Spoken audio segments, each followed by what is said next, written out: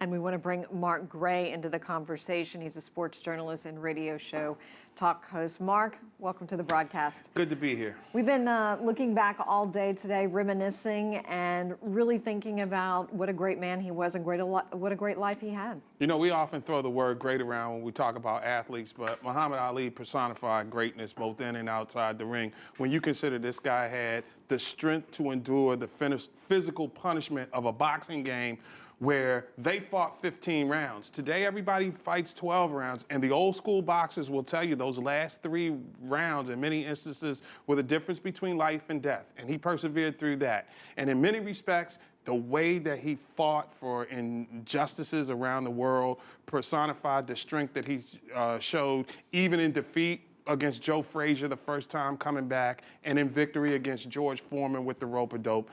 It's a sad day, but at least he's at peace and no longer in pain.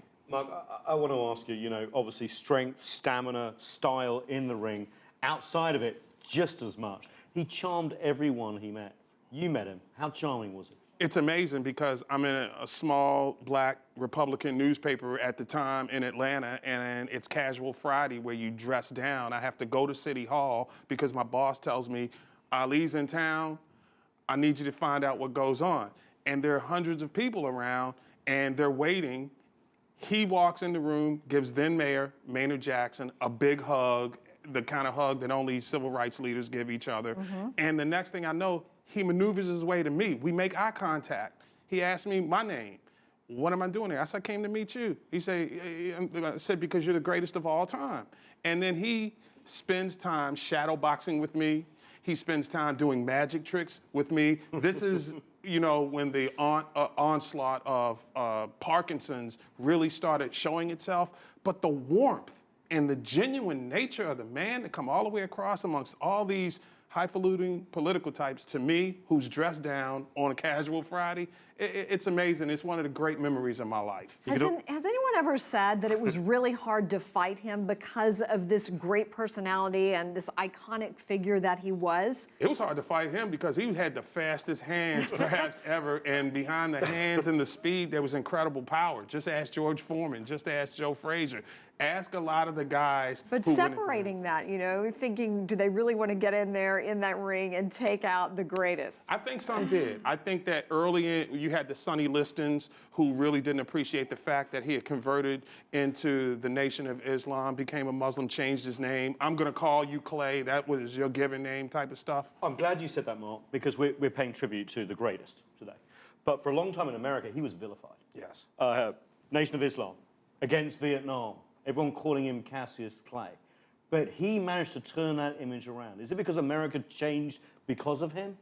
I think in many respects America did. He was a polarizing figure. I mean, you look in the annals of sports and the people who made differences, I should say, in society. You look at Jackie Robinson, and then right beneath Jackie Robinson, perhaps, is Muhammad Ali.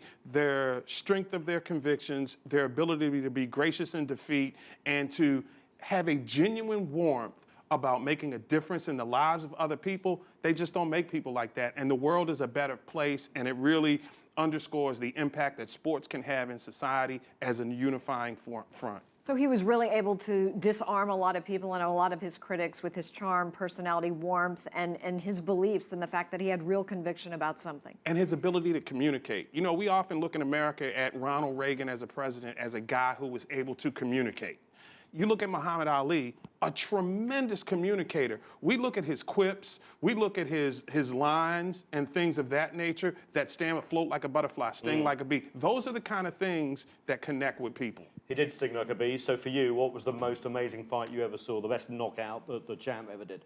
I think for me, it has to be that Thriller in Manila. Well, I'll take that back. It'll have to be George Foreman because of the rope-a-dope. He took eight rounds of enormous punishment from a vicious puncher. The guy who preceded Mike Tyson in that regard had enough strength to knock him out. And to me, that defined his strength, not only as an athlete, because there was a will of a man that came through in that fight, and it really changed history. Oh, well, Mark, you add so much on this really important day in history, and we're so glad to have you here. Glad I could share my perspective. Rest in peace, champ. Oh, thanks so much.